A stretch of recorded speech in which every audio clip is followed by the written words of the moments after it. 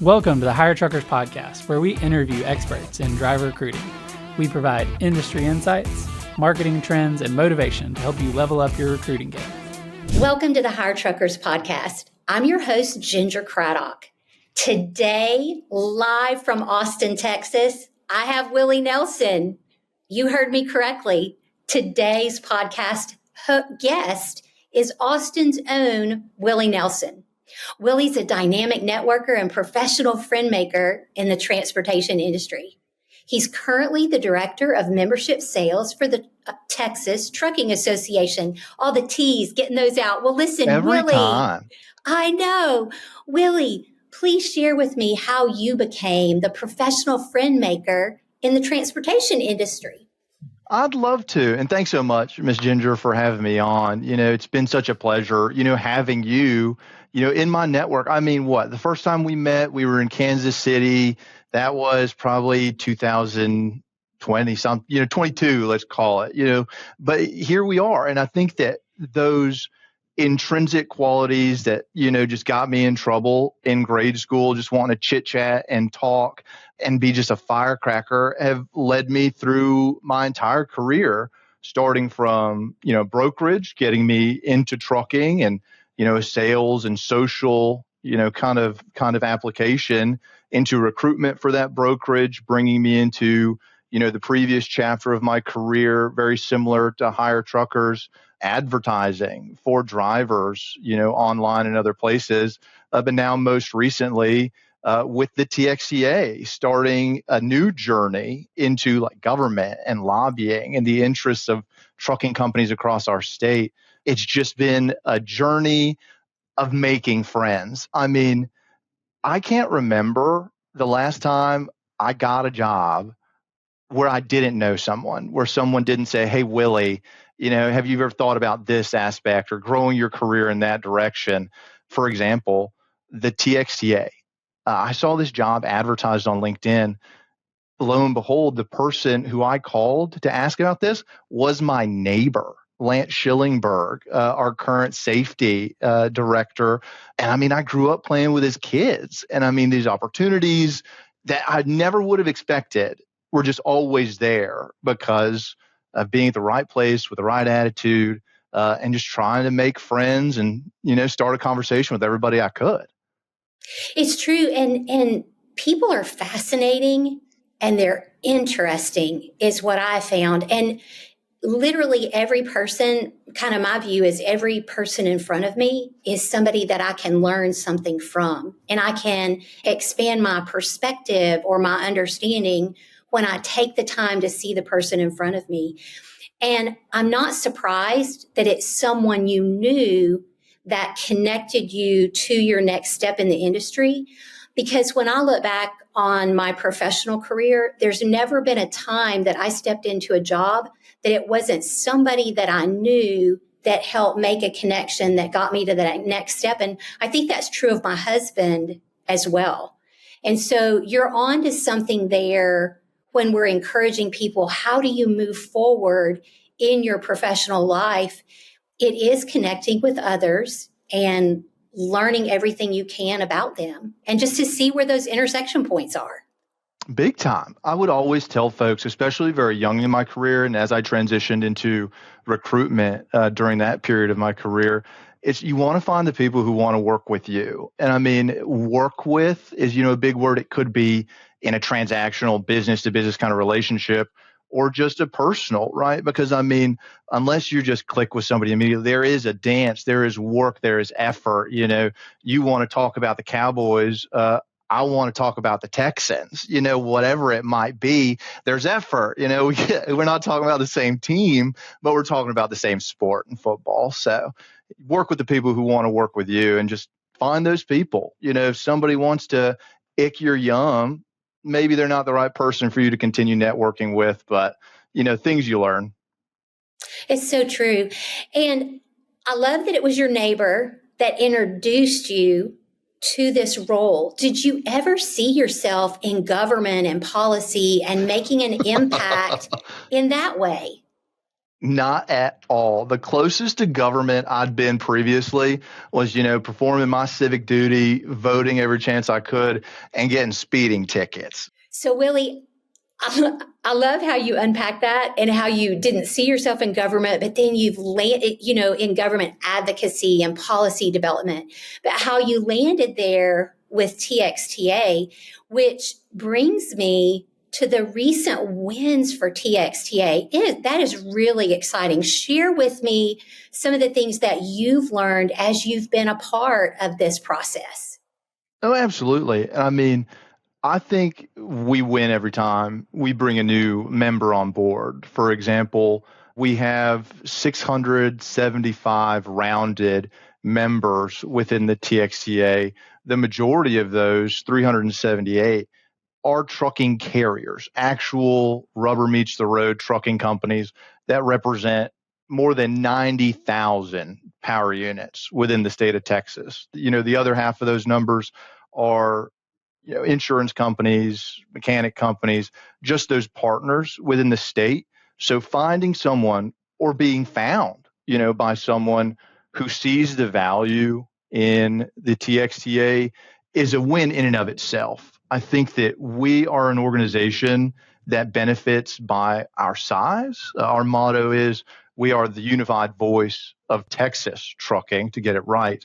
And every voice that we add, every truck, every dollar of revenue resonates, with our legislators on Capitol Hill.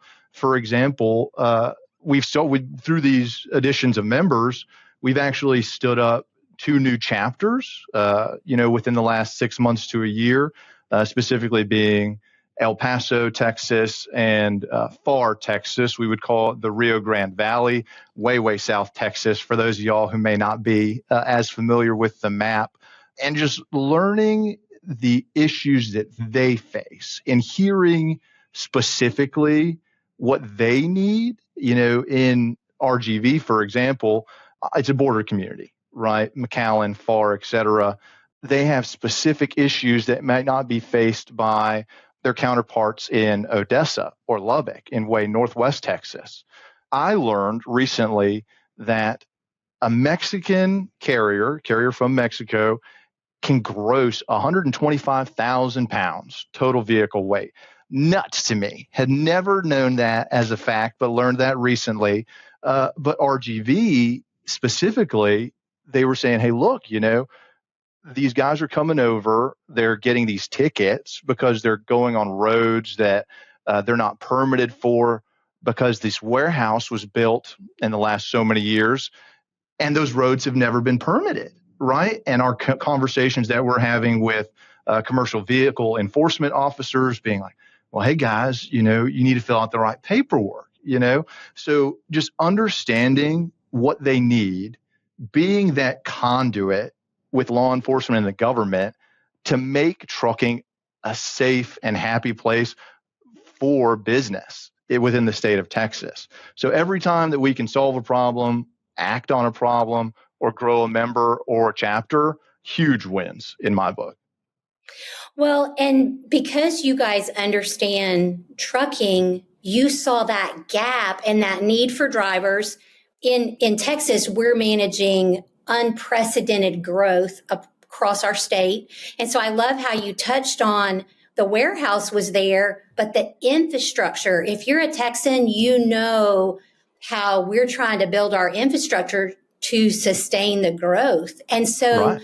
That's a beautiful picture of the pain point of that gap between where we are. And so it's like, that's where being a professional friend maker and being a part of the policies and the solutions is valuable, is you're naturally building a bridge around those conversations and looking for ways to find solutions. And so I think, Willie, you are placed in the right place for such a time as this, as we continue to grow and innovate and build bridges. So thank you for that work.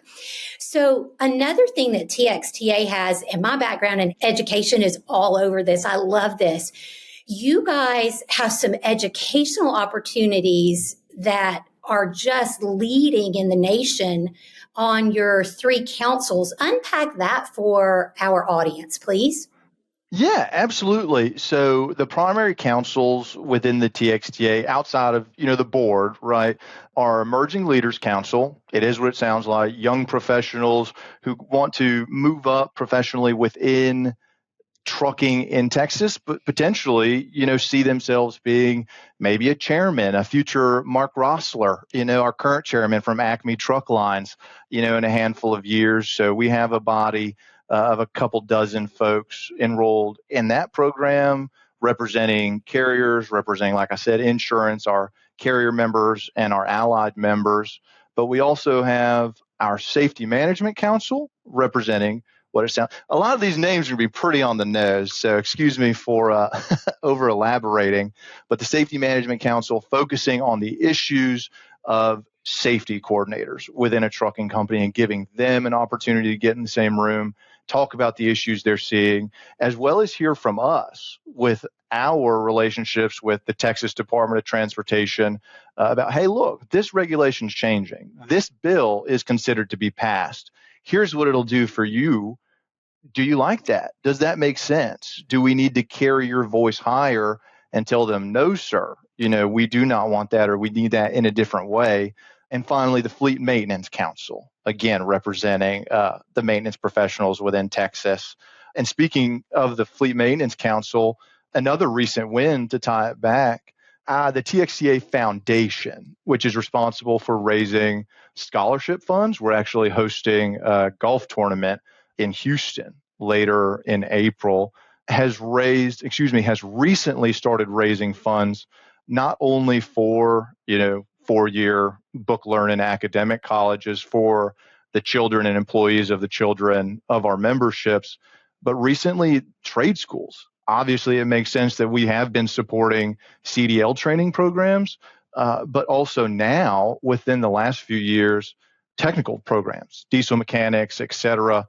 I believe the number that I got for this call was that we had raised $100,000 that went to close to 30 different scholarship recipients, so they could be, the diesel mechanic of the future, the fleet maintenance manager of the future, and continue to support our industry in the state. Boost those jobs, get them to run through hire truckers. I love that. And one of the most important things I learned early on about economics and business is it is predicated on three things: jobs, jobs, jobs. And we get to be a part of the solution to that, and that trucking is the backbone of America. And a real shout out to the work that you guys are doing at TXTA. I have an executive one of the executives we work with that is over safety and recruiting. She said, Ginger, and she serves at the national level. She's from another state. She's not from Texas. She said, Ginger, because of some of the innovative things they're doing in Texas, I reached out to the TXTA Safety Management Council. And so not only are you guys impacting what's going on here in Texas, but you're helping and that's what I want people who are listening to the podcast know, is a rising tide raises all ships. And yes, ma'am. The work that we are doing in Texas, we're sharing that with others, but also that professional friend making. We're collaborating with leaders in other states to also bring things back of value to the state of Texas. And it's the bridge building. And so I love everything that you guys are doing. It's that growth mindset, solutions-oriented approach to transportation. And the way that you're giving back educationally, the need for professional skilled labor, it starts at the grassroots and we're building it from the ground up. And so thank you for what you're doing at that level, helping families educate their children so that they can have these much needed skills and really earn a remarkable living. Absolutely. And I mean, I'm just the face. I just make the phone calls and get on the road and go to the chapter meetings and make sure everybody wants to come back. I really have to give that credit to, the foundation committee for, looking at those, for volunteering their time away from their family and businesses. Because I mean, almost in the same way as our state representatives, being an active member of an association's leadership, it's a donation of time, to be able to say, hey, look, I'm going to make that meeting every week or every month. I'm going to do that homework to vet, a technical school or a CDL program to make sure that they meet not only the TXTA standards to put our sticker on it, so to speak, but, the standards of our community, who we want to work with, who we want to carry our brand and the legacy of trucking in Texas with. So always looking for partners. If anybody listening to this podcast knows a great trucking school or technical program, I'm sure we'll let you know how to get in touch with me. But now let's take a minute to thank today's sponsor. Do you hire truck drivers in hard to fill areas, or do you need help creating efficiency in your recruiting department? You're not alone. With 50 plus years experience, Trucking Clicks specializes in data-driven strategies, industry-leading customer experience, and custom solutions that'll get you to your goal. Trucking Clicks is your go-to place for high-quality, direct leads at scale. Visit truckingclicks.com or call 512-982-0816 today. That's excellent. And thank you for bringing that up.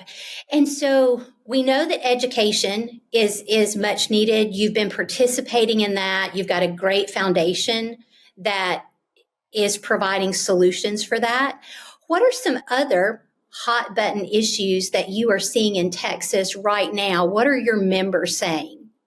oh my goodness, the biggest number one hot button issue we're having is with lawsuit reform, what we might also call, frivolous lawsuits. Obviously, we as an association, our members aren't trying to get out of anything. We want to be accountable in the degree in which we should be held accountable. But when, we have folks who are advertising, we all see it on TV, billboards, et cetera. The Tiff's Treats car isn't even safe anymore because they have big premiums. And with that, I think that there has been hopefully a misconception within consumers within Texas.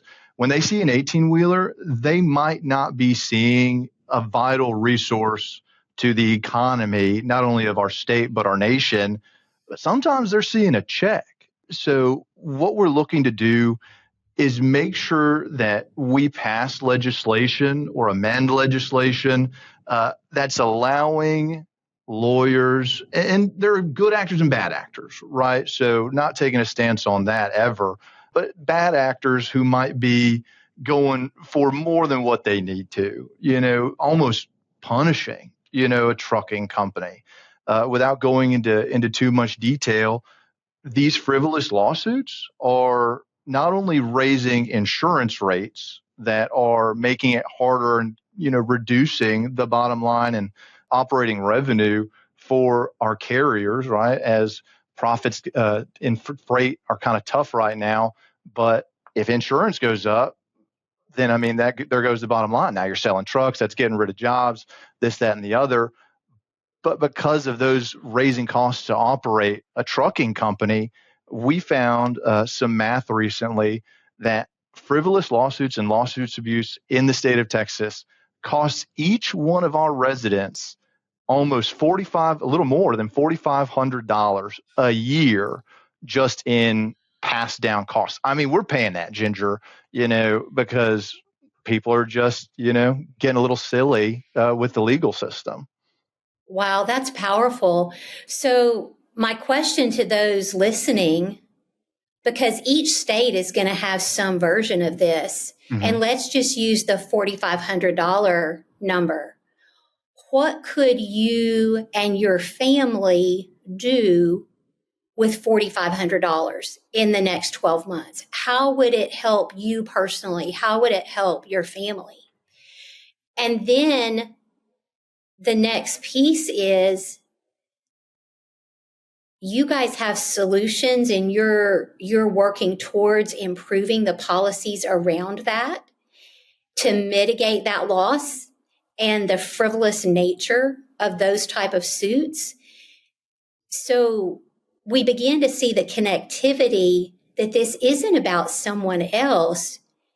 This is about each one of us using our voice in a meaningful way that adds value and builds in things that are beneficial to the whole community.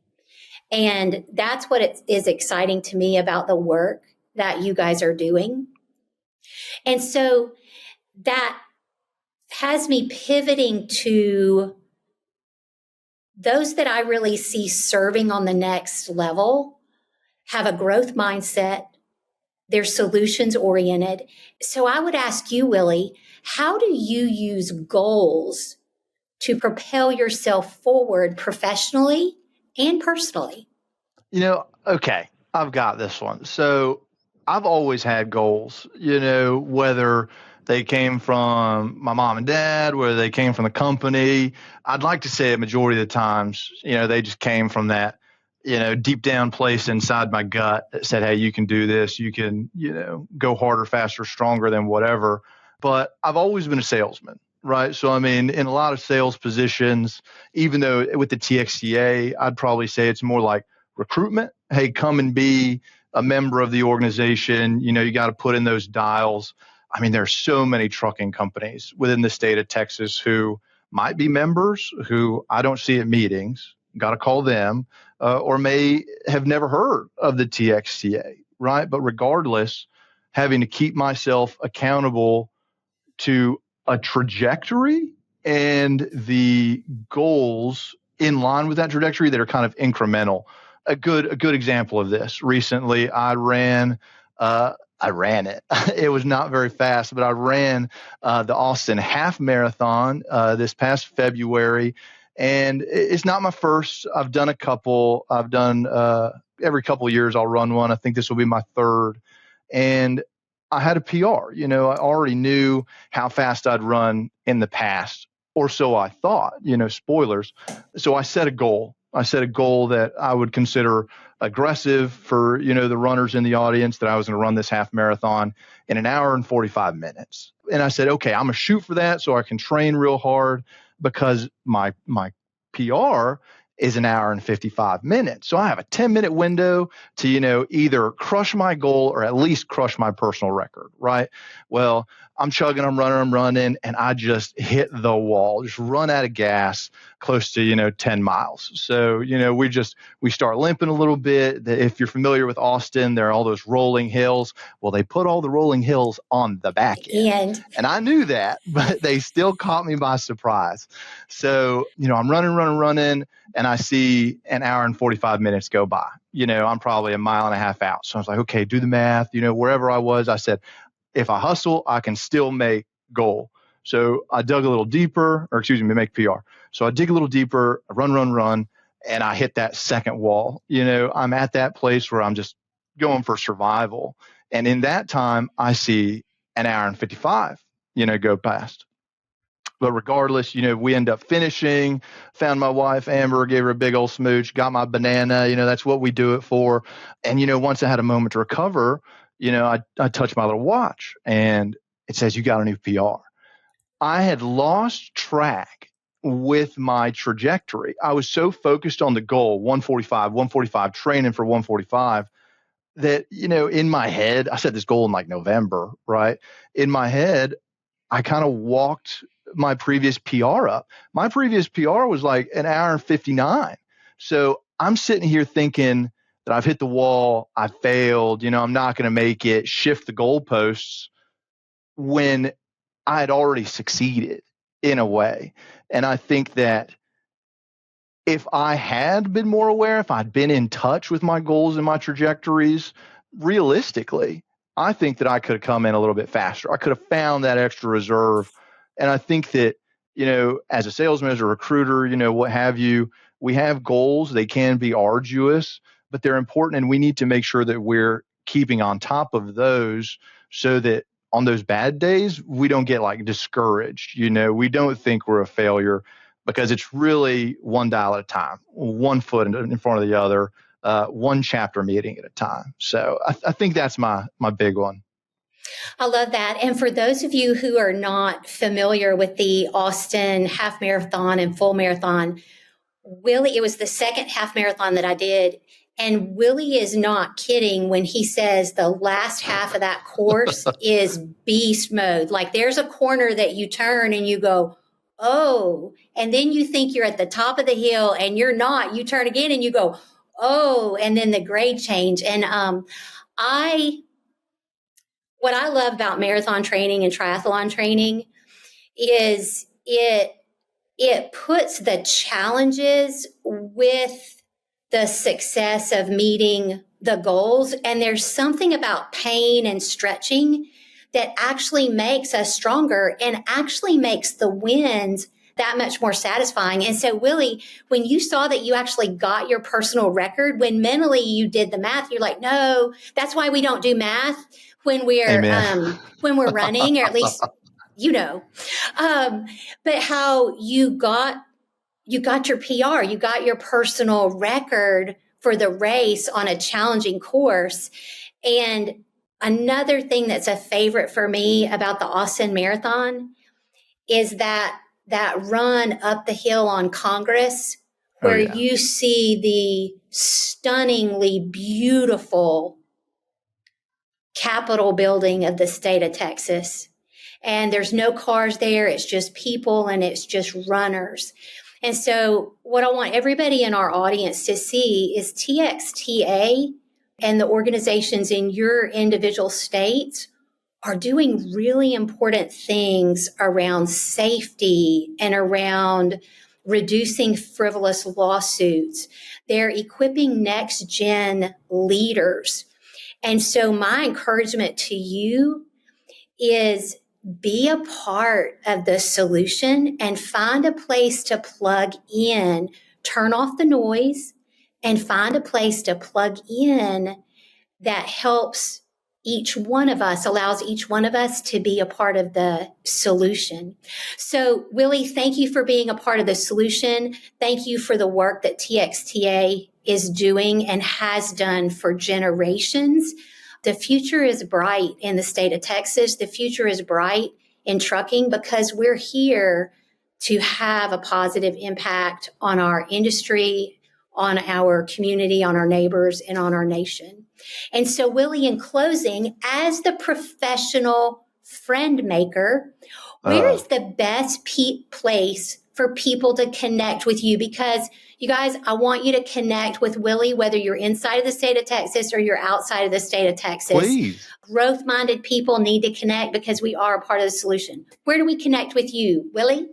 Oh my gosh. Find me on LinkedIn. Just type in Willie Nelson. That's IE like the country star, not Y like the coyote. I'm doing I had shorter hair in my profile picture, but I'm doing like the Usain Bolt, like Herculean bow. It was my wedding day. So I'm wearing a nice little suit. So that's how you know it's me and not the country singer. So find me on LinkedIn. And if you want to, learn more about the TXTA, what we're doing, where our chapters are, where they're meeting, our annual conferences, our training opportunities. That's as simple as going to texastrucking.com. So that's texastrucking.com. You guys, please connect if you're a Texan. Get connected with Willie on LinkedIn. Thank you, Willie, for just a great conversation today. Thank you. Thank you for joining us today. Our goal with the Hire Truckers podcast is to provide industry insights, marketing trends, and motivation to level up your recruiting game. If we added value, take a few seconds to share this with your network. Have a great week.